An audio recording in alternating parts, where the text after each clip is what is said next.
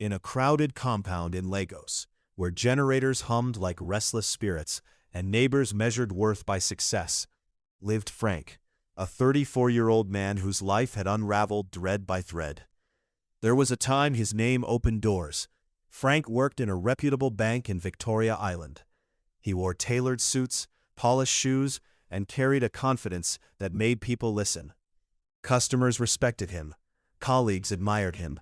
Life, though not perfect, was steady. At home, his wife Judy loved him, or at least she used to. "You're late," she would smile. "And you're worth coming home to," Frank would reply. But everything changed the day he trusted Kelvin. "Guy, this oil and gas deal not sure thing," Kelvin assured him. "No risk at all." Frank believed him. 4 million naira loan, one signature, one decision. Kelvin disappeared, and Frank's life followed. The bank came. Questions became accusations. Accusations became dismissal. Frank lost his job, his reputation, and his stability in one brutal sweep. His phone stopped ringing. Friends vanished. Respect died quietly. Then Judy changed. At first it was small. Then it became sharp. "You are no longer a man," she said one night, her voice cold. "Other men are providing. You are praying." Frank swallowed his pain. But Judy didn't stop there. Late nights, secret calls, strange men. "I'm doing what I must to survive," she said, without shame. That night, Frank's heart broke, but he said nothing. With nowhere to go, he moved into his younger sister Ada's BQ. At first, she showed kindness. "Broda, you can stay here," she said. But kindness has an expiry date when poverty overstays. Gradually, everything changed. Greetings stopped. The fridge was locked. Her children were warned not to come near him. "His clothes are dusty," they whispered. Even his prayers became a problem. "Lower your voice," Tunde barked one night. Frank obeyed. He always obeyed.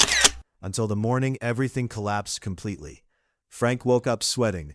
The room was suffocating. The fan had long stopped working. He walked to the door and tried to open it. It didn't move. He tried again. Locked. From outside. At first, confusion, then panic. "Ada," he called. No answer. He knocked harder. Still nothing. Calls unanswered. Messages ignored. Time stretched painfully as the heat tightened around him like punishment. Then finally, a knock.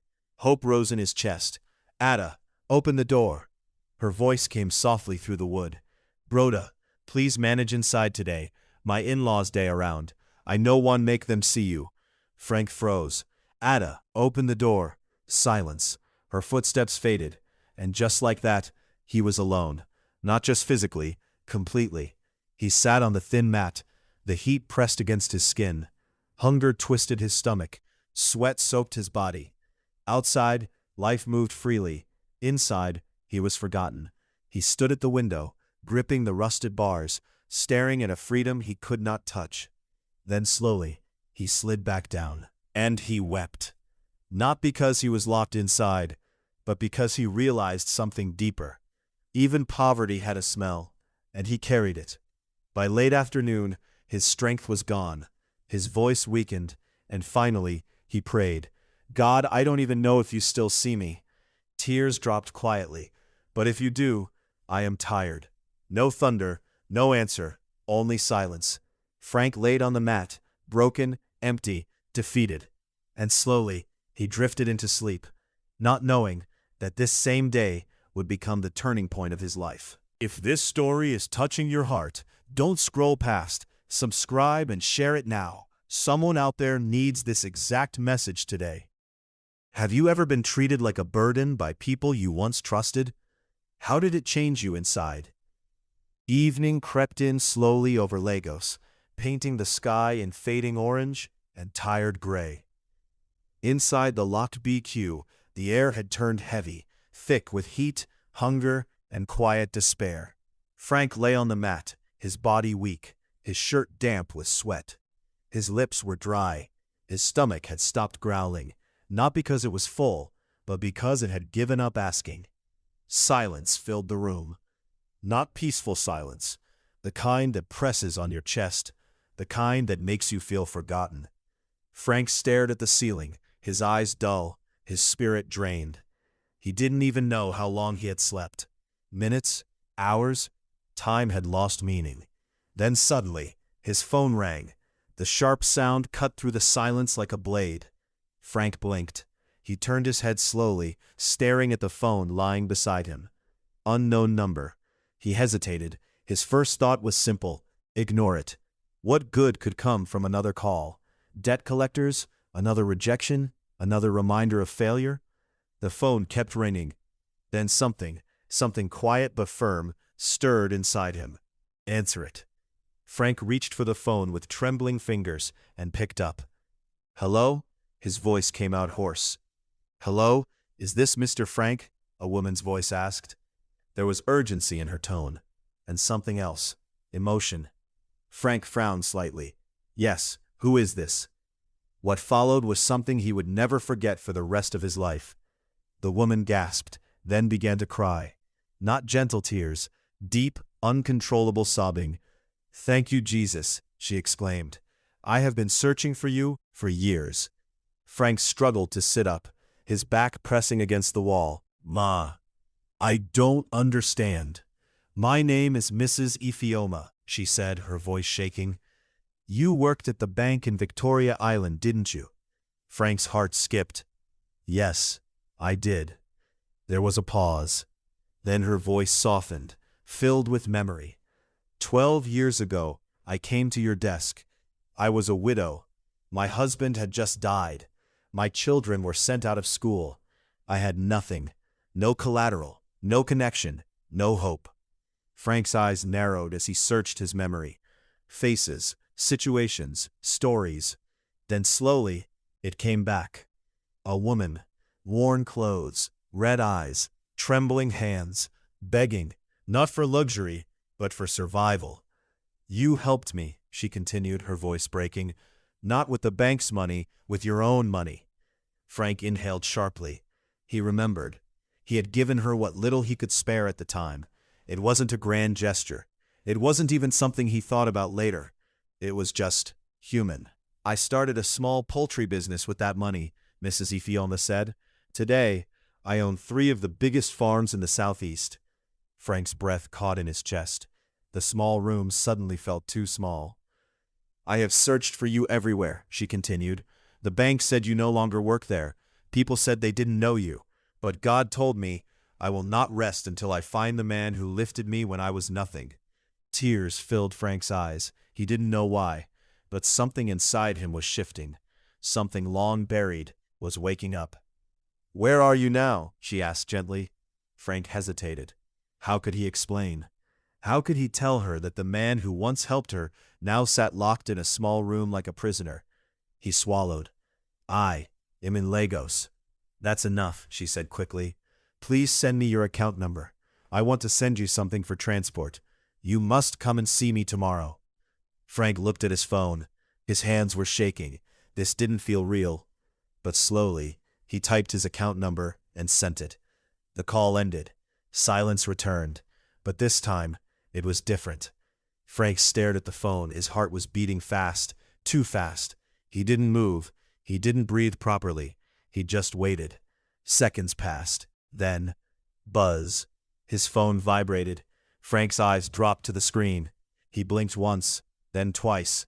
His brain refused to process what he was seeing. He rubbed his eyes, looked again, still there. 9.000, 10 million naira. Frank's mouth opened slightly, but no sound came out. For a moment, time stopped. Everything he had been feeling, pain, shame, hunger, rejection, collapsed under the weight of that single alert. Then suddenly, he screamed. A deep, raw, uncontrollable scream, not of madness, of release, of shock, of something breaking free. The sound echoed through the compound. Outside, footsteps rushed, voices rose. What is happening? The door unlocked violently. It flew open. Ada burst in first, her face filled with fear. Tunde followed behind her. Even Judy appeared at the doorway, her eyes wide with alarm. Frank, what happened? Ada shouted. Are you okay? Tunde added. Frank didn't answer. He couldn't. He simply lifted the phone with trembling hands. and showed them the screen. There was silence, the kind of silence that swallows everything.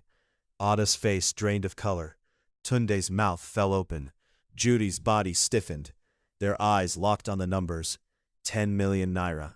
No one spoke. No one moved. The same man they had locked away like shame now stood before them like mystery. "Frank," Ada whispered, her voice shaking. "What?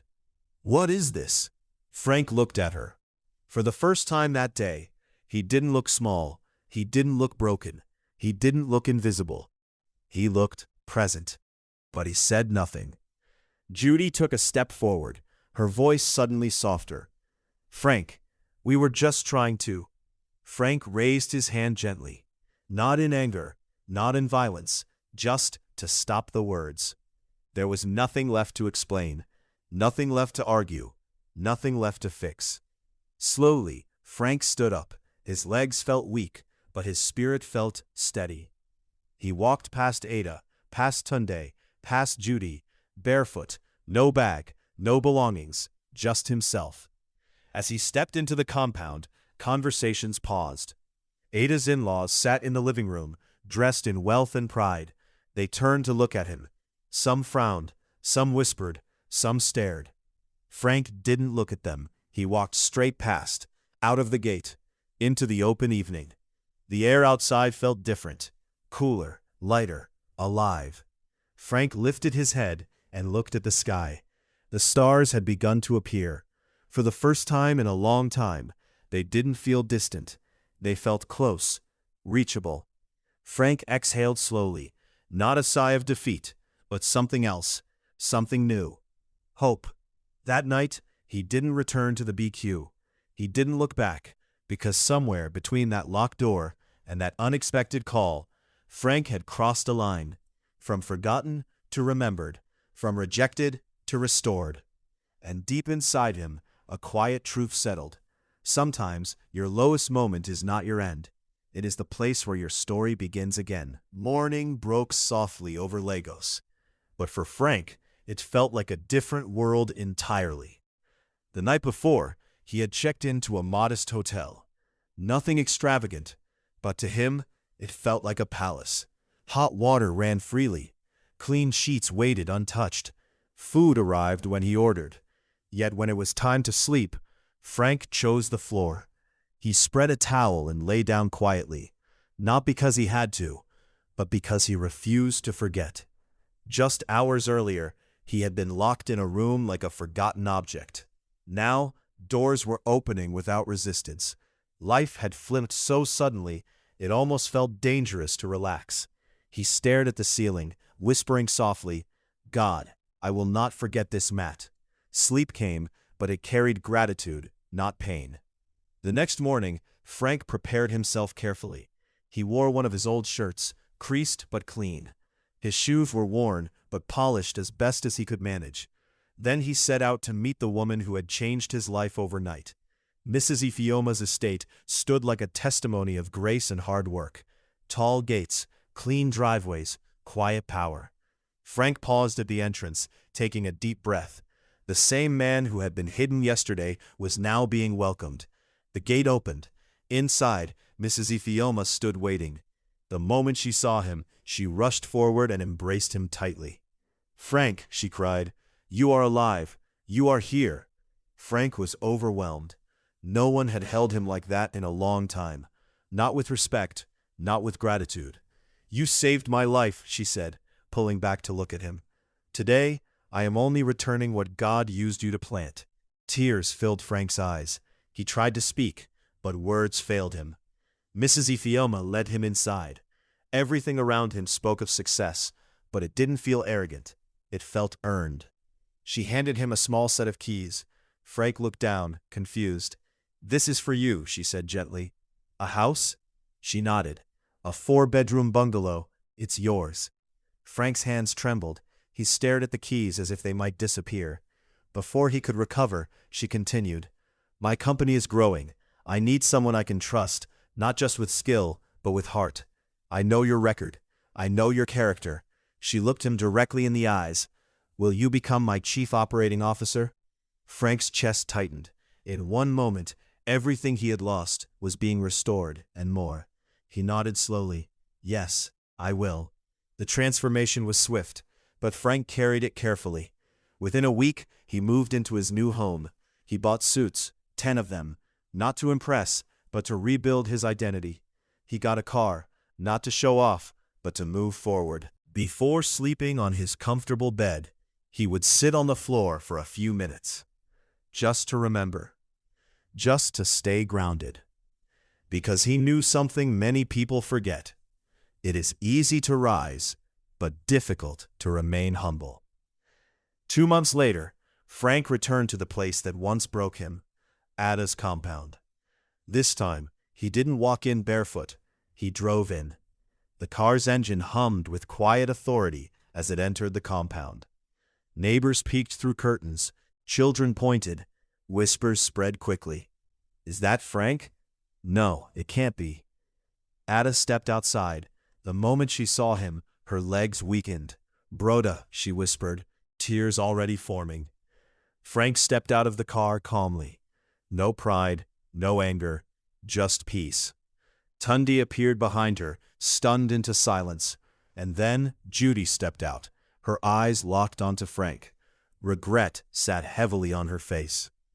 The same man she once mocked now stood before her, restored, dignified, unreachable. Frank walked inside slowly, the same sitting room, the same walls, but everything felt different. He sat down and gestured for them to join him. They obeyed.